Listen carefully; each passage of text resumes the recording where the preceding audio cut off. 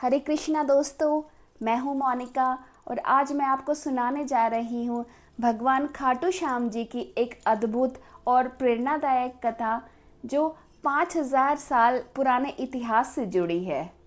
आइए शुरू करते हैं। राजस्थान के शिकर शहर से लगभग 42 किलोमीटर एक ऐतिहासिक मंदिर है जहाँ भगवान खाटू श्याम जी की पूजा की जाती है। हर दिन लाखों की संख्या में श्रद्धालु भगवान खाटू श्याम को गुलाब का फूल अर्पित करके अपने दुखों से छुटकारा और मनचाही मनोकामनाओं का वरदान मांगते हैं। लेकिन क्या कभी सोचा है भगवान खाटू श्याम का इतिहास क्या है?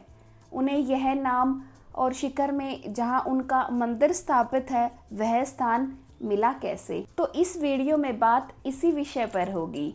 यह वो समय था लगभग 5000 साल पहले का भारतवर्ष, जब हस्तिनापुर में अब तक के सबसे बड़े और सबसे विनाशकारी युद्ध की योजनाएं बनाई जा रही थी। आप जानते हैं, यह महाभारत का युद्ध था। एक ओर 100 भाइयों सहित कौरव और दूसरी ओर सिर्फ 5 भाई पांडव। पड़ोसी राज्यों की सेनाएं कौरव और पांडवों की मदद के लिए कुरुक्षेत्र की ओर बढ़ रही थी। सैनिकों की पग धूल से आकाश का रंग बदल गया था। चारों ओर योद्धाओं की वीरता के किस्से पढ़े जा रहे थे और रात के सन्नाटे में कान लगने पर मृत्यु का शोर सुनाई पड़ रहा था। दोनों दल अपने अपने को जीत के प्रति देख रहे थे। लेकिन इसी बीच हस्तिनापुर में एक ऐसे योद्धा का प्रवेश हुआ जिसका नाम सुनकर कौरव और पांडव दोनों के कलेजे कांप उठे। उस योद्धा का नाम था महारथी बर्बरीक। वनवास के समय महाबली भीम की मुलाकात डिंब राक्षस की बेटी हिडिंबा से हुई। दोनों में प्रेम हुआ, विवाह भी हुआ। वनवास के दिनों में ही हिडिंबा ने एक बच्चे को जन्म दिया। नाम रखा घटोत्कच। जब घटोत्कच बड़े हुए तो उनका विवाह दैत्य राजमूल की बेटी मोरवी से हुआ। विवाह के बाद मोरवी के 3 बेटों ने जन्म दिया।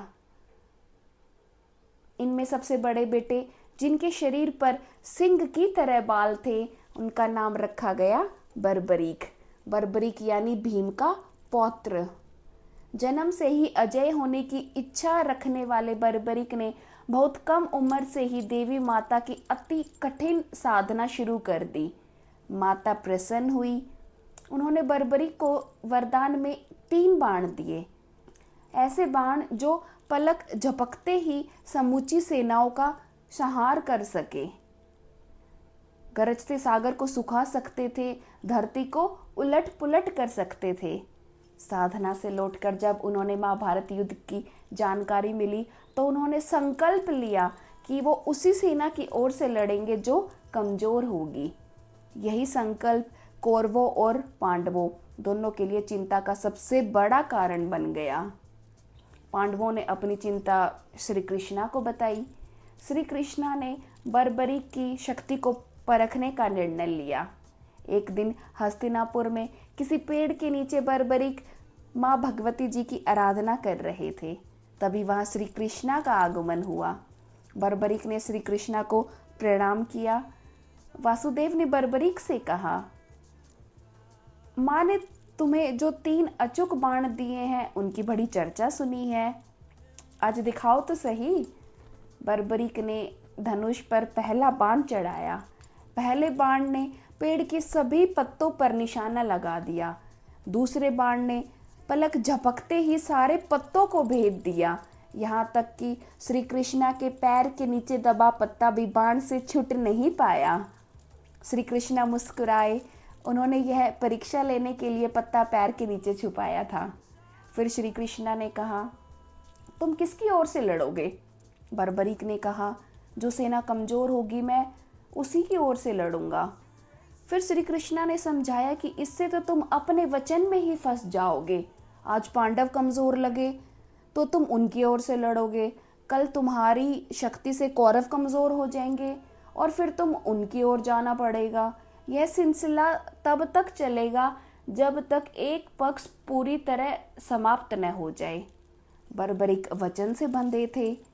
श्री कृष्ण ने कहा, तो फिर गुरु दक्षिणा देनी होगी।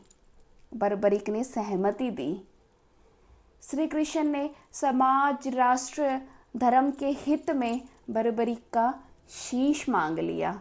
बर्बरीक ने विनती की, मैं यह युद्ध अपनी आंखों से देखना चाहता हूँ। श्री कृष्ण ने उनका एक शीश पहाड़ी पर स्थापित कर दिया ताकि वो पूरे युद्ध को देख सके। गुरु भक्ति से प्रसन्न होकर श्री कृष्णा ने वरदान दिया, तुम कलयुग में मेरे नाम के साथ पूजे जाओगे। तभी से बर्बरीक भगवान खाटू श्याम के नाम से पूजे जाते हैं।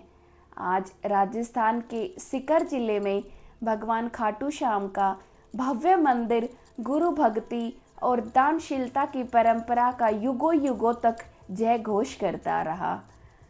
प्रभु खाटू श्याम जी की जय।